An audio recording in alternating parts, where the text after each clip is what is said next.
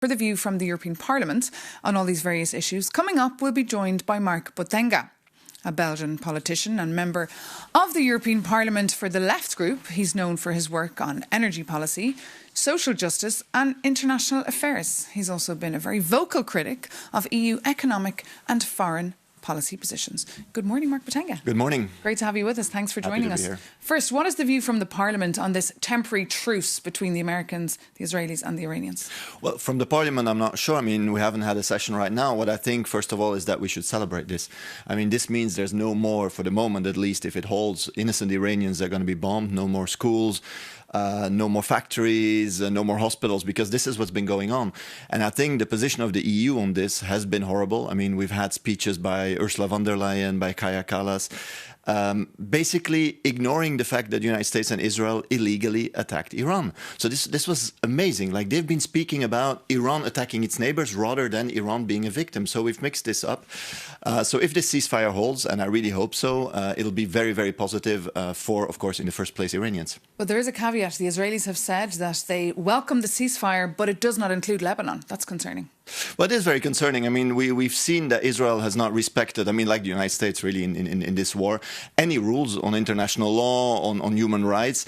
And they are now trying to occupy a big part of Lebanon, you know, up to 1/5 of Lebanon. They've been ethnically cleansing the south of Lebanon. So that's extremely concerning. And once again, let me bring this back to the European Union. Why are we silent? Why are our top officials not condemning this? Why are we not taking sanctions? Well, Antonio Costa, the Council President, has been quite vocal. He's had calls with the President of Iran. He's called the situation unacceptable. He's told Donald Trump not to move in.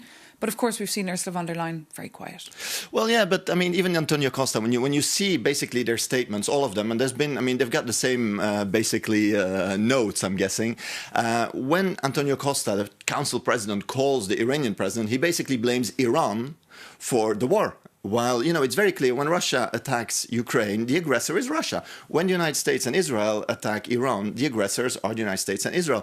And, you know, top officials, Costa, von der Leyen, Kallas, have not been able to say this and to follow up. Because obviously, once you have this, you need to follow up with actions. So what should they be saying and doing right now? Well, first of all, they should have condemned the war. They should have condemned the war crimes. You know, imagine that. You've got 160 people killed in a strike on a school in Iran. And the European Union is not able to condemn this. Imagine that. They should have condemned the genocidal rhetoric of President Trump last night, saying, I'm going to blow up a country, I'm going to end the civilization. Of course, you should react.